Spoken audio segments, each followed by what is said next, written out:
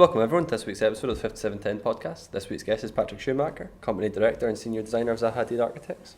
Patrik has also taught advanced architecture throughout the world, including schools in London, Austria and United States. How are you, Patrik?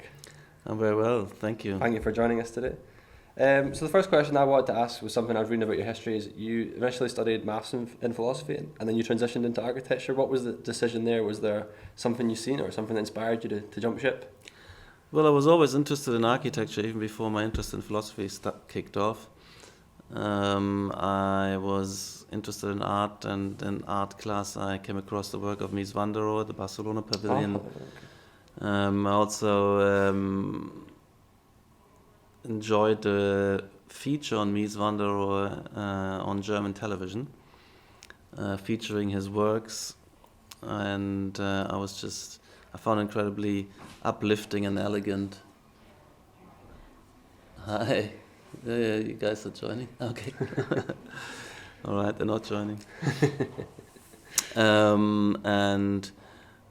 So I had an interest in architecture, and when I was also in love with movies, and I loved movies with contemporary architectural scenes. For instance, there's a fantastic movie with Jean-Paul Belmondo from the 70s, so early 70s or so, mid 70s, playing in Brasilia, and I love the scenes of Brasilia. There's also some interesting movies of the Nouvelle Vogue in France, where there's some modern stylish people in stylish spaces. so that was, but then when, as a kind of in my late adolescent years at school, I got interested in intellectual matters more and started to read some philosophy, Nietzsche, which most adolescents kind of get into. And I just wanted to know more. So the study of philosophy was never meant to be a professional career. Yeah, more of an interest. It was just something I felt the challenge to crack that space where people pretend or claim to have this extra level of insight and a depth of insight, and I wanted to know more, so I jumped in there. And I was interested in logic, the foundations of mathematics, which is part of 20th century philosophy, a kind of interesting movement. I was interested in matters of epistemology and ascertainment of knowledge through science, and that led me into mathematics as well. But I didn't want to spend my whole life only in the world of books and debate and the abstract. And but I satisfied myself also with my studies that I've reached somewhere that I understood what philosophy was and what it can and can't be. I ended up with the work of Ludwig Wittgenstein, who revolutionized philosophy twice, and in the interim also became an architect and designed a wonderful kind of Bauhaus-style house.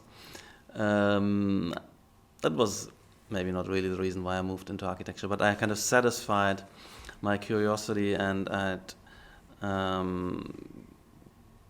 felt ready to now look into more practical matters, but I never lost touch with philosophy. I kept educating myself. I went back to King's College, in fact, to join a senior level seminar with on Wittgenstein by a major American philosopher who was actually studying under Wittgenstein, etc. So I kept going, and my interest expanded into sociology and economics and politics. And that influences my architectural understanding and how we understand architecture and its role in society. Did you come into your architectural studies with a clear view of the philosophies you had decided upon, or was it, and with respect to architecture and what could and couldn't be, or did it develop as you studied? Not really. Initially it was a new start and not many connections. Only maybe more emotional, intuitive. So the philosophy I loved was logic, a very kind of materialist and And a sort of sharp, sensibility rather than let's say, very cool and cold stance. And the architecture I liked to begin with was also, as I said, Mies van der Rohe, minimalist, modernist, steel and glass. So there was some kind of, I was on the highly modern and contemporary and non-sentimental side of philosophy where I ended up, and that was my architectural stance and start. But that all evolved and evolved kind of quickly. I became a Marxist actually. Once I started to move into the domains of social philosophy, politics, and economics, that changed and moved on. And I became interested. I shifted away from modernism into my interest shifted to not so much postmodernism, but what postmodernism represented in the 80s was an interest in complexity, diversity. I saw that society was changing and moving away from this kind of Fordist paradigm into what we then was debated as post-Fordism, and I was interested in deconstructivism. And that's where philosophy became more directly integral, because deconstructivism was the movement which was building a lot on philosophical movements of the time, Jacques Derrida, Michel Foucault, so the French post-structuralist deconstructivists. I was also then moving into Zaha Hadid's firm, still as a student. But even I came to London to study at the South Bank, and we were reading Deleuze and Guattari, and that was in 1987, just when these works were translated into English. So that point, kind of more integrated, not only emotional but intellectual, let's say, synergies developed between philosophy and where architecture. it all started to feel as one. You studied at a variety of universities and you've taught for many. Do you think if you were at a young age now, would you gain? Is there still the same information to be gained from studying at the same rate as where there's so much available online and you could teach yourself so much and there's so much to read and the information's all there for us really if we go looking for it? Do you think the same sort of path will continue to go down, or do you think we will change how we educate ourselves? I think we will do more lifelong learning. We might go back to school, some of us, even myself. I went back. I did a PhD, which was, I didn't actually go much to school, but I developed that. I went back to actually do an executive MBA at the Imperial College.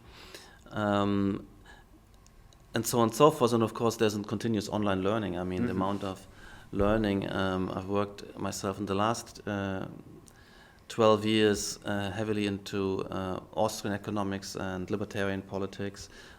And that was through reading, but also through watching YouTube videos, going to conferences. So that will be the route for many, and there's also for students. But I think it is nice and important to also join a place and a group of people which I think boosts the energy to learn and come back to the seminar, to debate, that direct face-to-face challenge where everybody is prepared. I mean, I'm teaching seminars a lot as well as studios, and that's an experience very difficult to replicate at home. The social side, maybe more so. Social side, motivational side is also very important. I mean, we have all our students. We've made them to work in teams, which is a little bit stressful sometimes, but in the end it prevents you from kind of getting lost on your own and having your kind of creative crisis at home and getting depressed and so on, and then you kind of slack off too easily. That's why I think it's important to have a place, to have a team, to have an interlocutor, a professor and tutor who makes demands on you. And that's very important, and I would recommend that to continue. Of course, some people who, as I said, the lifelong learning afterwards, you might not always go back, but some do, some interrupt. I mean, you have this interesting condition in America where you have the professional degree for 5 years, and you maybe go to work for a number of years, and you come back to do your post-professional master. It's a bit different in Europe, but in London at the AADRL where I'm teaching, we have that kind of students who have complete professional degrees that don't need that master to practice, but they're eager to come back to school, and they're a bit more mature, and then can appreciate what it means to have that freedom again, and make the most of that precious opportunity, and that makes for a great learning environment, and so that's good. They come back for 18 months, and it's very intense. Some of them had their own offices already. They had professional careers, and they choose to do so. To humble themselves to become a student. And I don't think this experience cannot be had online. Yeah. No, I wouldn't say so. What would be your piece of advice for students that are interested in parametricism and your kind of style of design and the methods that in university they maybe don't run a specific course for? I know in our one we don't have anything designated to teach this kind of thinking. What's the first step? Well, that's actually a shame, but I hope that every university, at least there's one or two or some professors or studios which offer some of that in that direction. That would be helping. Design, yeah. Of course, yeah, that's important. So there are two aspects. I think there is the aspect of skilling up and getting involved in using tools very, very conveniently. A Rhino Grasshopper with so many plugins and the ability to learn scripting through graphic means. You get the thinking of parametric dependencies, networks, logics, how to build up a definition and empower yourselves to make more subtle works, more malleable works, adaptive works, and have the geometric precision together with complexity and not just through simplicity, control and over complexity. That's very important. So on the skill level, that is something which is very difficult to catch up later in the professional career, where you have to kind of solve problems and deliver, and you don't get that space of expanding your repertoire and exploring the skill universe. That's very important, but it's equally important to read or go to talks and listen to lectures live or online and debate the ideas behind parametricism, what it means urbanistically, what it also means programmatically and socially, and how it ties in with a certain idea of societal progress. What's the rationality behind it? It's not just intuitively attractive and beautiful and fun to play with, but it means something. It has an inherent rationality and superiority as a solution method, as a methodology of working up sophisticated solutions which are adaptive to conditions of complex sites, complex internal relationships and operations, so that the building can take on a more complex form, but yet remains legible and integral, that you can actually develop structures which match up and support this level of intricacy and complexity, that you use the tools there also in terms of structural optimization, but also environmental optimization, that the building adapts also to environmental parameters. That's kind of sophisticated way of working, I think is intuitively appealing. Once you get into it, you realize that there's more scope of doing great work than without these tools and with simpler stylistic repertoires.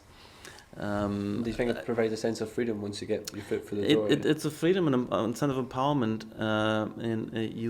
If you become a virtuoso, you enjoy music as well. For instance, you can start composing, but if you never invest in the skill, nor do you in the base of participate in the discourse, you neither have the skill nor do you have the kind of ideas what you should want to do, what you could try, and through which you would earn the respect of peers who are in the know as well. So this is a kind of culture of competency and expertise, but very open, very networked, where everybody has a chance to participate and throw something out and make something available. It's very kind of open source, a lot of it as well.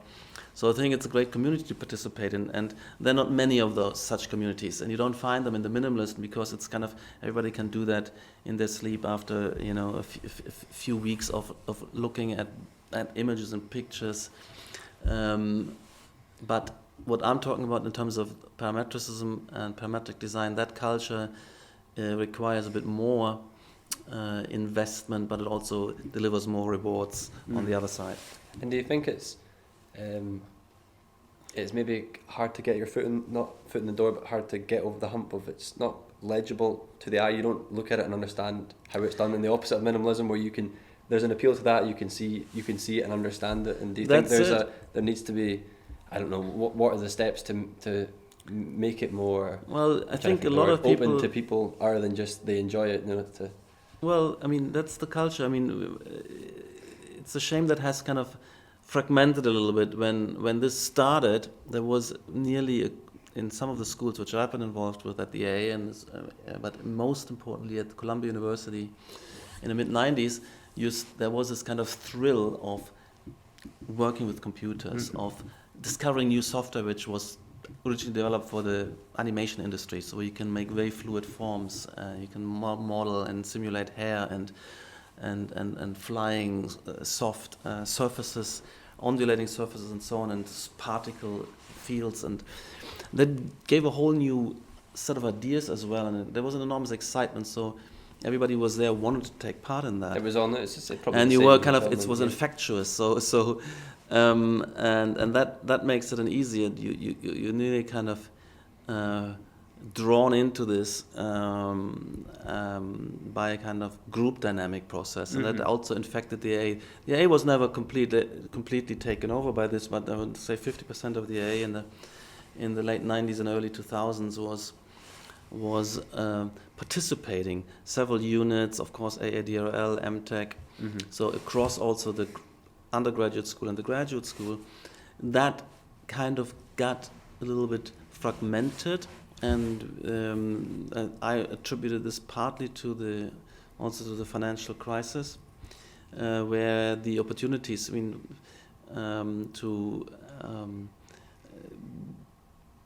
develop projects in general were fading from many people, so that they became more oriented in also participating in political debates and critiquing, capitalism, society. I appreciate that, but I think what was a shame about it that movement which had matured and had become quite potent, lost a little bit of the overall collective dynamism. Of course, the protagonists who were in that already kept going and maturing, and the work 10 years on is much more sophisticated, but we weren't able to draw in as much of the incoming generation after generation of new students.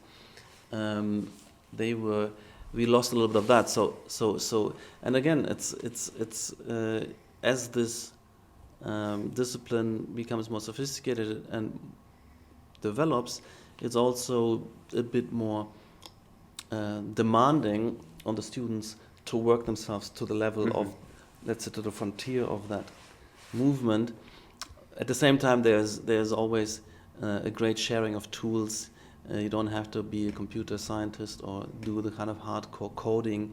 You can work with Grasshopper, and you can share algorithms, and skills are shared. That's the way at the AA. It's a great place to learn. Through AADRL, where we have a lot of support, where you have peers and former students and tutors to help you developing the skills, and where you have seminars to discuss ideas, and you have a lot of collective tutorials where you're not in a one-to-one, where you see what everybody else is doing, how they're critiqued, and so there's a quick learning curve, and that's still irreplaceable. This kind of coming together, but of course there's an enormous amount of online help as well in terms of YouTube tutorials, where you can also do a lot of catching up and reading up and listening also to the ideas on all the debates and lectures which take place, you find online. So you just have to, but then you have to kind of already know what you want to participate in. So it's been, as I said, a little bit harder finding this orientation than it was maybe 10-15 years ago, when there was a kind of natural. Yeah, you talk about the excitement for the computer coming in, and there was this big jump where all films became, the first CGI films came into existence. Now you think of now there's films that are going against that. They want to have more real sets and real light. And do you think it'll just come and go as culture goes, or do you think it'll become embedded the same way a pencil will be? I mean, I think the medium of designing, that will not go away. So I don't see even firms who are not interested in, let's say, very complex forms. On the professional level, let's say the minimalists will also have to invest in VR experiences and photorealistic renderings to bring home what they're after, and also to know themselves what they're actually proposing and what the effects will be. Although in minimalism you can do more with direct sample boards, and we have those too. We make our material palettes and sample boards, and we do our mock-ups to try to appraise what the final experience will be. But we also use heavily kind of high-end rendering, VR experiences to understand ourselves what we're creating, but also to communicate to our clients. And these standards are so much higher than before. That's also something a student should at least get into. And it's enjoyable and fun also to get that sense of empowerment that as a student you can generate works which live up to professional standards.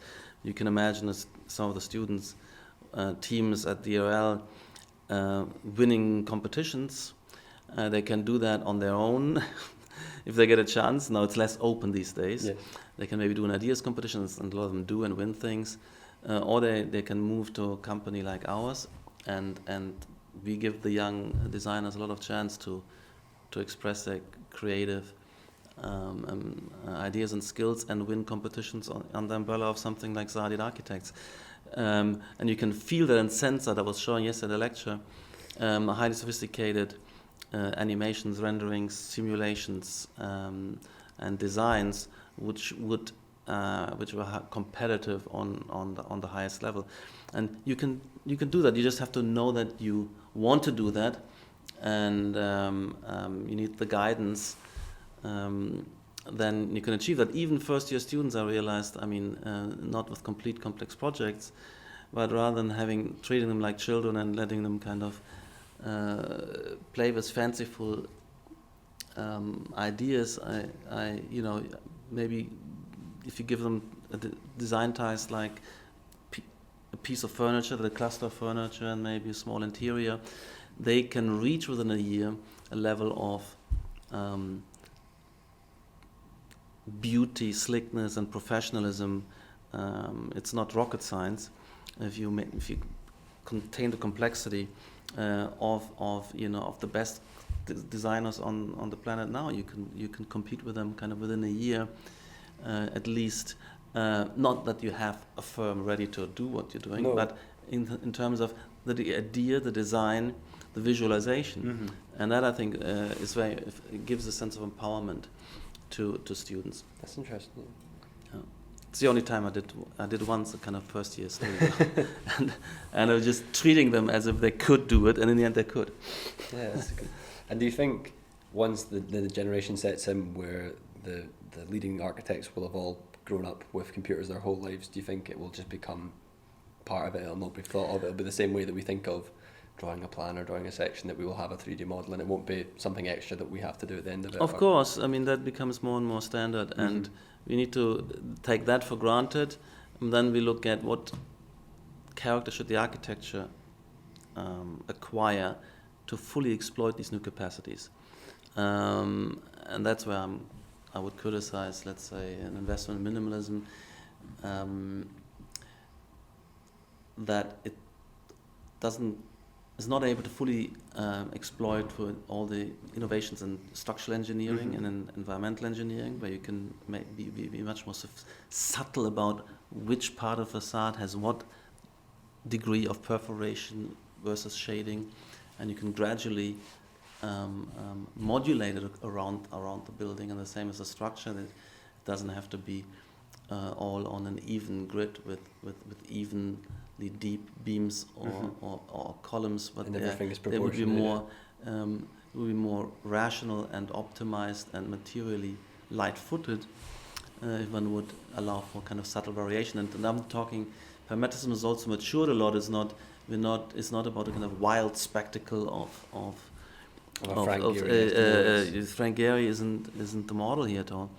but something much more which can kind of is the next step of what a Foster, a Rogers, these firms could do, should do, would do, and it's in that spirit. We're looking at great figures like Ferauto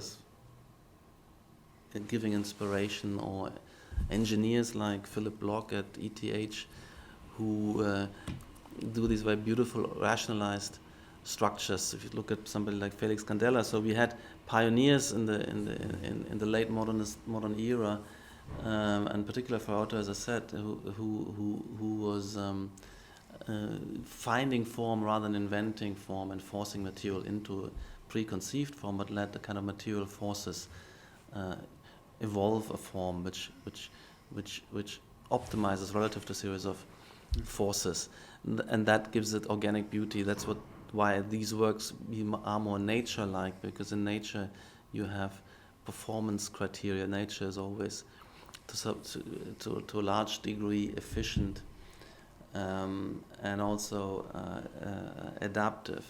So that's for me the model, but it shouldn't look willful. The problem is that, of course, with these tools you can also go wild and be very willful, and that's we have to kind of in the movement also self-censor and self-critique, so that we overcome this immaturity of an irrational exuberance, let's say. And as you've done a few of these buildings and you do it for decades, do you start to learn rule of thumbs, or does the computer kind of take that away?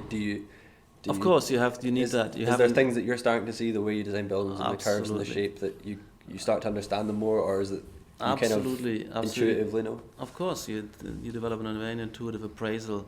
It's like a musician who can hear absolute tones, and so we have a supercomputer as well under our skull, with a lot of neural network processing of classification and recognition of poise, posture, balance.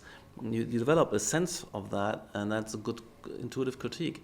Also of whether something has structural soundness, whether something has adapts and responds, let's say, according to rules. So parametric design is rule-based design. It works with the function and dependencies, nearly very much like quasi-laws of nature, where everything is some rule based. Yeah, everything. When rules differentiate an artifact, a space, a structural system, an array of windows or shading elements, you perceive that as organic and harmonious, and you can get a sense also where there is some kind of glitch or mistake. And so you can learn to interact and sketch and anticipate something. Everybody still sketches, whether it's initially or on top of printouts and or on top of the screen. You become a kind of cooperator with the tools and software. Of course, software also surprises you with the solution that develops, and that's also sometimes thrilling. We also look for these kind of, let's say, stimulating, unexpected morphologies, and if they have a rationality, one can maybe run with them, or if they don't have a rationality that was based on a glitch or a miss, then you might not run with them. But it's never. I don't think we should worry about being substituted for by our let's say AI systems we create. We're going to be the creators and users and interlocutors for these systems, as well as we are interlocutors and in mutual criticism and inspiration in a collective group of protagonists. You've talked a couple of times of the harmony, and you've talked the music a couple of times. Yeah. If parametricism was a music genre, what do you think it would be? Would it be jazz? Well, there's also elements of jazz, but jazz which has a lot of intuitive, improvised harmonies and an interesting complexity with the resonances across time. Yes, I mean there is, of course, there's electronic music and algorithmically developed music, which is based on rules and scripts, if you like, and so you have AI also compositions. So that's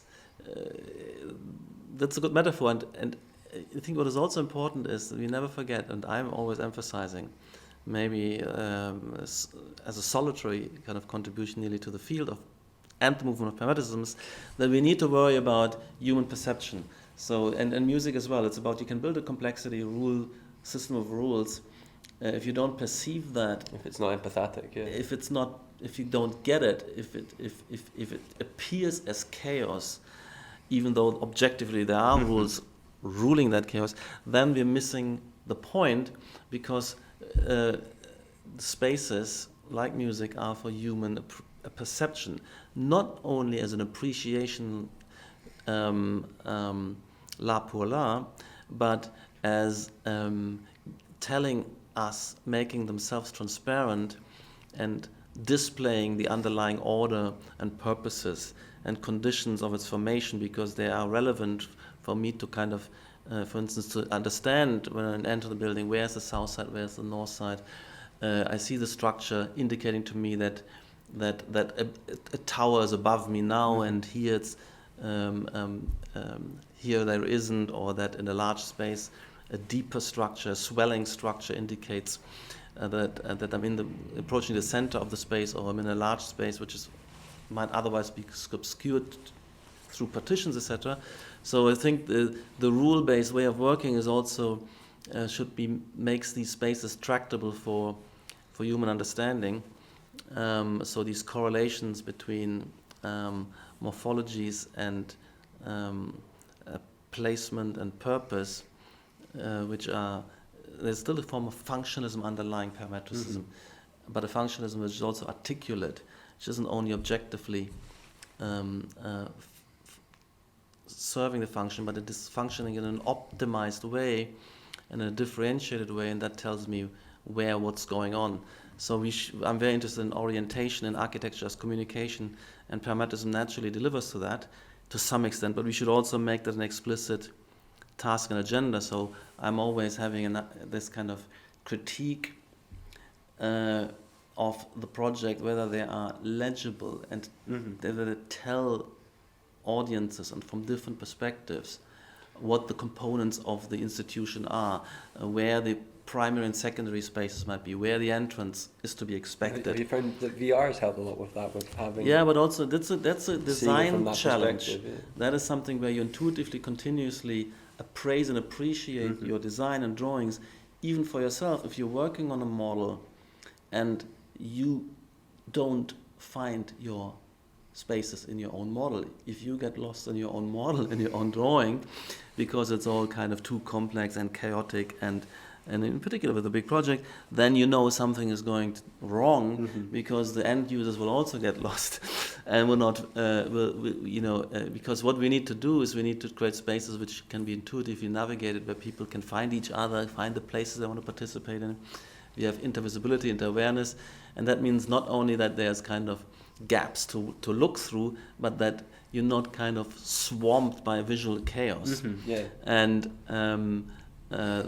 if you wanted to express, for instance, a certain crescendo or accent, which tells you that there's maybe an entrance coming, and you do that too subtly, that it's the balance, you don't, nobody will find that, and it's maybe there's a script which, yes, you have that variation, where elements become more dense and then loosen up again, but it's so subtle that you cannot see it. So we need intuitive control. Then I'm not interested in that rule-basedness. It might be an engineering optimization, but I want to heighten the engineering, let's say, differentiations. And there remains that kind of, let's say, artistic, expressive, communicative aspect, which is the architect's responsibility, ultimately. And again, when you see it in your model, people will see it and will appreciate it and will be informed through what they see. And that's a big story you have to be more explicit about. And so I'm talking about what I call this a phenomenological project, which is about psychology of perception and perceptibility, legibility. But there's also the next layer I talked about in the lecture as well is the semiological project. So you also have to coherently map or correlate particular forms with particular functions or social situations, so that there's also a coding, so that kind of soft materials, carpets and timber have a different meaning in an environment than hard, let's say stones and metals. And each project can kind of recalibrate it and redevelop a kind of semantics. And that's something I'm also interested in. So that goes beyond engineering and optimization and even perception in communicating through kind of visual language, which you also have to craft and develop. But I think we rely on that, and society requires the built environment to be a text of instructions, or I call them information-rich environments. We can read the character of a district, a place, who to expect there, what cultural ambience and milieu and way of interacting is signaled through particular architecture, and clients want to express themselves this way. So that aspect, I'm maybe the only one in the movement who is kind of consistently talking about this, and I'm developing this with students, and I think that should also become more widespread. Intuitively, in reality, in the real world, all architects have to deal with that. Mm-hmm. But at schools of architecture, we barely have an articulate, we don't make it a theme, we don't critique the project on that level, and that's what we should be doing. Well, last question I have that we ask all our guests is, any recommendations for a grand tour? I'm sure you're well travelled. Oh, God. And well, it's interesting. I never had that question, but yes, I've made several. I mean, I think, wow, that's an interesting one. I mean, I've visited many of the historic sites, ancient Greece and Rome. Rome is fantastic, so that's taken for granted. I've also been pilgrimaging to a lot of the modernist icons and places, and I can recommend Brazil, for instance. Brasilia, but also Rio de Janeiro and Sao Paulo, they're fantastic works. If you're interested in the kind of late modernism, and Niemeyer has been a great inspiration because he's one of the modernists who has expanded the formal repertoire, introduced work with curvature, and works with playing with the ground plane, multiple levels, actually non-flat floor surfaces. They can also find a great example in Paris by Oscar Niemeyer. So Brazil is definitely one, and I think China is more and more becoming a great place for fantastic architecture. In Beijing, there's so many of our works now, including the new airport, but also CCTV by Rem Koolhaas.